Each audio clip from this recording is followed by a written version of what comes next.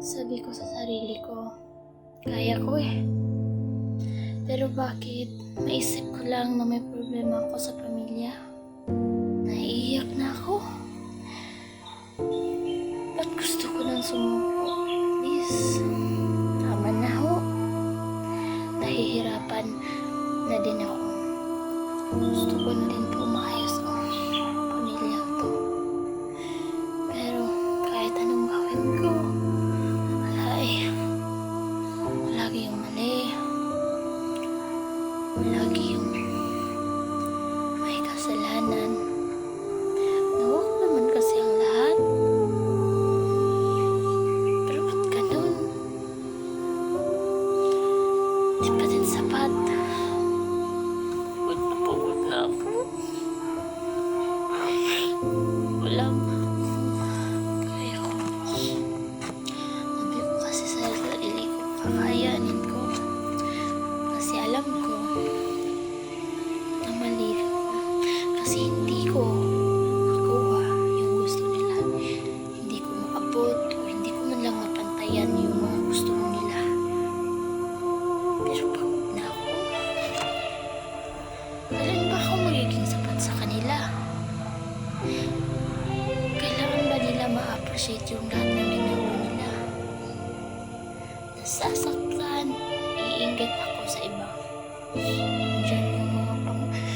Diyan yung pamilya nila.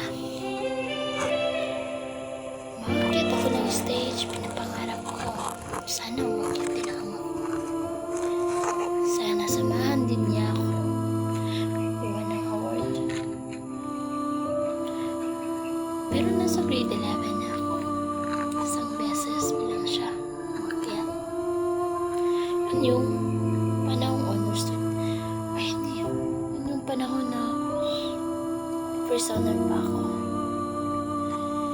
Pero ngayon, honor na lang ako eh. Hindi ko alam kung mali ba humingi sa kanila ng hype. Sana naman, tanungin nila ako. Okay ka lang ba? May nararamdaman ko bang mali? Pagod ka na ba? Pahinga ka muna. Wala. They pressured me. Natatakot ako mahulog. Kasi alam ko, madaming tao ang tumitingala na hindi tumitingala. Ang nag-aantay sa magaganap ng buhay ko.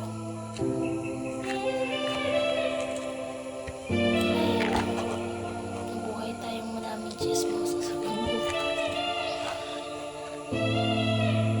Sana naman, pati buhay. Sana naman. Kahit pamilya ko na lang maniwala sa akin. Pagod na ako. Kapag